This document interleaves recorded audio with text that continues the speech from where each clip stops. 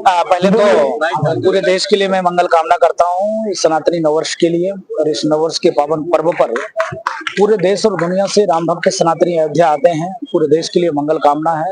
अयोध्या में लाखों लाख श्री राम जन्मभूमि मंदिर के दर्शन के लिए, हनुमानगढ़ी के दर्शन के लिए सभी मंदिरों में जाकर पूजा करते, अनुष्ठान करते, अपने जीवन को धन्य करते हैं। क्योंकि यह पावन पर्व है ये नववर्ष का, और संघ शताब्दी वर्ष भी है। तो इस बार रामनवमी और भी जबरदस्त है क्योंकि पूरे देश से सनातनी अयोध्या है। सैयद सालार गाजी इनका संभल में नेते का मेला और बहराइच में उनकी अपनी जो है कब्रगाह बनी हुई है, और सुल्तानपुर में उनके भांजे की भी एक कब्रगाह है जिसे हर राजाओं ने मारा था। तो क्या मानते हैं कि पिछले 8 साल से जो सुविधा सरकार उनको मेला लगाने के लिए दे रही, ऐसे आक्रांताओं का मेला होना जरूरी है? अब गाजी और पाजी का टाइम खत्म, अब राष्ट्रवादियों का टाइम शुरुआत। गाजी और यहाँ कुछ भवनपुर में वो पाजी का जो मेला लगता है, मैं शासन प्रशासन से निवेदन करता हूँ ऐसे चोर, नीच, लुटेरा, बलात्कारी, राष्ट्रद्रोही, मानवता द्रोही की मेला नहीं लगनी चाहिए।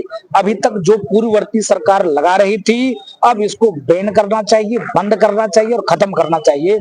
यह सभी सनातनी, सभी हिंदू और सभी भारतवासियों का यह मांग है कि ऐसे आतंकवादियों का मेला लगाना, ऐसे अपराधियों का मेला लगे जो लाखों मंदिरों को तोड़े हो, लाखों माँ बहन बेटियों का इज्जत लूटे हो, कत्लेआम किया हो, उसकी मेला लगना कहीं कतई अच्छी बात नहीं है। लेकिन मैं आभार व्यक्त करता हूँ अभी संभल में वहां प्रशासन ने रोक लगाई और रुका भी। महाराज जी दोहराने के कगार पाकिस्तान होने के तैयार है और लगातार आजादी मांग रहे हैं। ऐसे में भारत की क्या भूमिका है? क्या भारत एक बार फिर पाकिस्तान के मजबूत भूमिका निभाने को तैयार है? पाकिस्तान का दोनों 3 टुकड़े होना चाहिए। जिस प्रकार से बलूचों के साथ जाति हो रही है, उनकी माँ बहन बेटियों को उठाना, कत्लेआम करना, गोली मार देना, ये नाइंसाफी है बलूचों के साथ में। मैं विश्व बिरादर से मांग करता हूं, क्या मानवाधिकार कहाँ चला गया? बलूचों के साथ दुर्व्यवहार हो रहा है, उस पर क्यों मौन, क्यों चुप, क्यों शांत?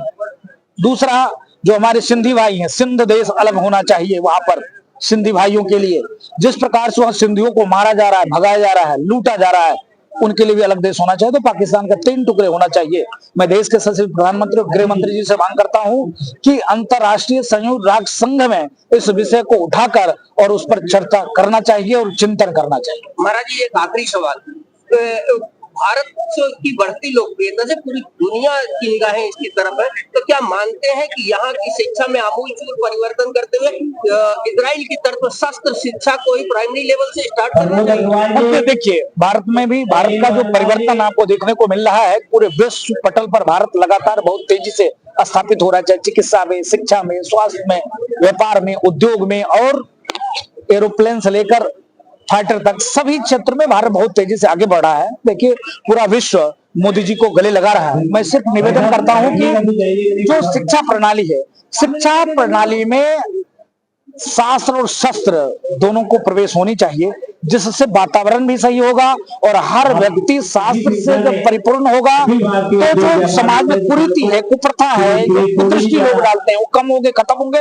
और जब शस्त्र से परिपूर्ण होंगे तो अपराधी, गुंडे, माफिया, देशद्रोही भारत पर नजर उठाकर देखेंगे नहीं। इसके नाते 2 चीज समाहित शिक्षा में करना चाहिए। मान जी एक सवाल, सुल्तान की योगी जी ने बगल का ही जिला है और वहीं पर इसका नाम बदल नहीं पाया। नहीं, जबकि नगर पालिका ने इसका 5 साल पहले ही प्रस्ताव लेकर के इसको संशोधित कर चुका है। इस बात को अन्यथा मत लीजिएगा, जल्दी ही यह कुछ भवनपुर ही होगा या सुल्तानपुर नाम बदलेगा, क्योंकि योगी जी के विचार में है, उनके मन में है। हो सकता है कुछ टेक्निकल कोई भी प्रॉब्लम हो, वो अलग बात है, लेकिन जल्दी ही यह जिला कुछ भवनपुर ही होगा।